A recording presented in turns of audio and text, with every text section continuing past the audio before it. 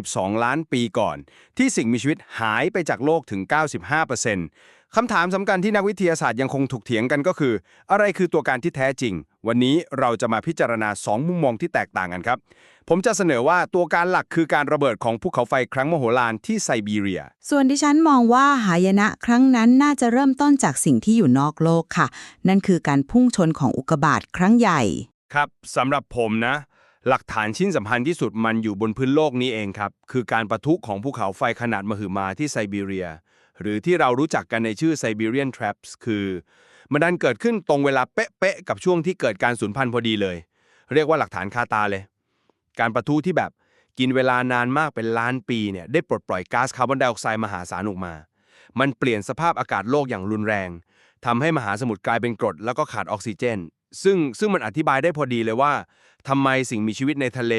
อย่างปะการังหรือพวกมีเปลือกแข็งถึงได้ล้มตายกันเป็นเบื่อมันการตายแบบช้าๆแต่ทั่วถึงครับอืมแต่คำว่าช้าๆนี่แหละครับคือจุดที่ดิฉันติดใจ คือบันทึกฟอสซิลมันดูเหมือนทุกอย่างมันดับวูบไปพร้อมกันเลย มันเร็วเกินไปสำหรับภูเขาไฟที่ค่อยๆปล่อยพิษออกมาเป็นล้านปีนะนั่นทำให้ดิฉันต้องมองหาเหตุการณ์ที่มันรุนแรงแล้วก็ฉับพลันกว่านั้น อะไรสักอย่างจากอวกาศ การพุ่งชนของอุกกาบาตสามารถอธิบายความเร็วแล้วก็ความรุนแรงระดับนี้ได้ดีกว่ามาก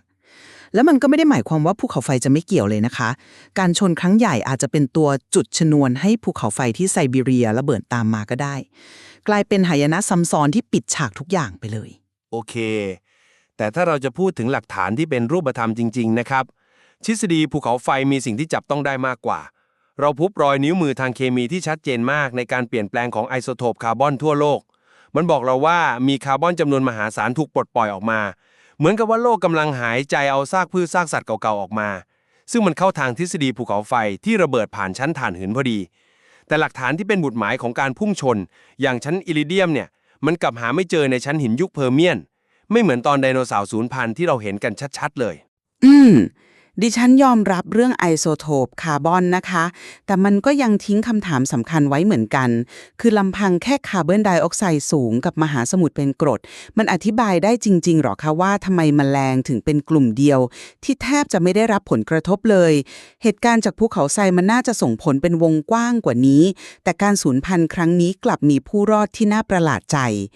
ส่วนเรื่องชั้นอิริเดียมหรือหลุมอุกกาบาตที่หาไม่เจอนั้น ต้องไม่ลืมว่านี่คือเหตุการณ์เมื่อ250ล้านปีก่อนนะคะเปลือกโลกมันเคลื่อนที่แล้วก็เปลี่ยนแปลงไปมากร่องรอยต่างๆอาจถูกทำลายหรือถูกฝังลึกไปหมดแล้วความรุนแรงที่กวาดล้างสิ่งมีชีวิตบนบกไปกว่า 70%มันชี้ไปที่กลไกที่ทำลายล้างแบบฉับพลันและไม่เลือกหน้ามากกว่าค่ะครับจุดนี้ผมมองต่างออกไปนิดหน่อยคือกลไกการทำลายล้างของภูเขาไฟเนี่ยมันอธิบายรูปแบบของการสูญพันธุ์ได้ดีมากสิ่งมีชีวิตที่ต้องการแคลเซียมคาร์บอเนตเพื่อสร้างเปลือกหรือมีระบบเผาผลาญสูงที่ทนภาวะขาดออกซิเจนไม่ได้คือกลุ่มแรกๆที่หายไปซึ่งมันตรงกับหลักฐานฟอสซิลเป๊ะเลยครับมันคือการคัดเลือกโดยสภาพแวดล้อมที่โหดร้ายไม่ใช่การทำลายล้างแบบสุ่มแต่การพุ่งชนก็สร้างผลกระทบเป็นลูกโซ่ที่น่ากลัวไม่แพ้กันนะคะ แค่ฝุ่นที่ลอยขึ้นไปบดบังแสงอาทิตย์ก็เพียงพอที่จะทำลายห่วงโซ่อาหารทั้งหมดตั้งแต่แพลงก์ตอนในทะเลขึ้นมาแล้ว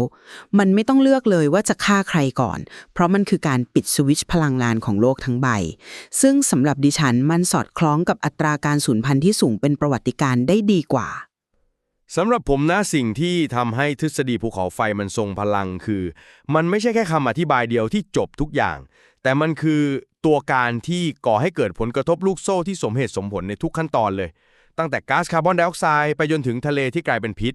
คือมันเป็นเรื่องราวที่ประติดประต่อกันได้สมบูรณ์และมีหลักฐานทางธรณีวิทยารองรับอย่างหนักแน่นครับส่วนดิฉันยังคงมองว่าเราไม่ควรมองข้ามความเป็นไปได้ของหายนะจากนอกโลกค่ะ